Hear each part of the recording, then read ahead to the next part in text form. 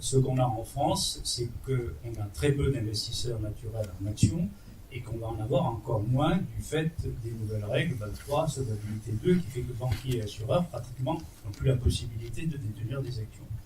Donc un pays qui se respecte devrait avoir comme priorité absolue de se réapproprier ces entreprises en ayant dans le pays, chez lui, une proportion majoritaire du capital de ces entreprises. Or, la France est le seul grand pays où il y a en gros la moitié, grosso modo, du capital des entreprises de ce côté qui sont détenus par les étrangers. Donc on aurait un besoin. Et ce besoin d'investir beaucoup plus largement en actions rencontre le besoin des personnes qui sont des épargnants. Les Français épargnent beaucoup, mais le besoin d'un épargnant, c'est d'avoir une épargne qui soit le plus possible, le mieux possible rémunérée. Comment être bien rémunéré? C'est en participant le plus possible à l'expansion de l'économie.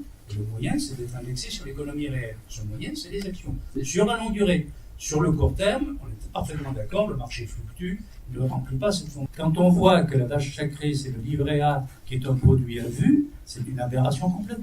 Quand on voit que le livret A est complètement exempté d'impôts alors qu'il est à vue, c'est une aberration complète. On dit que c'est pour financer les logements sociaux, mais le logement social dans tous les pays civilisés est financé par des emprunts longs, pas par des dépôts à vue, avec une espèce de gigantesque transformation dont le risque est en réalité pris par l'État. Mais c'est pas dit. Et c'est pas visible à Bruxelles parce que c'est pas compté dans l'endettement de l'État. C'est très pratique comme opération de passe-passe. Or, les gens doivent arriver à comprendre qu'ils n'auront une retraite que si l'économie marche, et si l'économie marche, le marché des actions marchera bien aussi. Mais naturellement, c'est à 30 ans ou à 40 ans. Le marché des actions, c'est pas à 3 ans.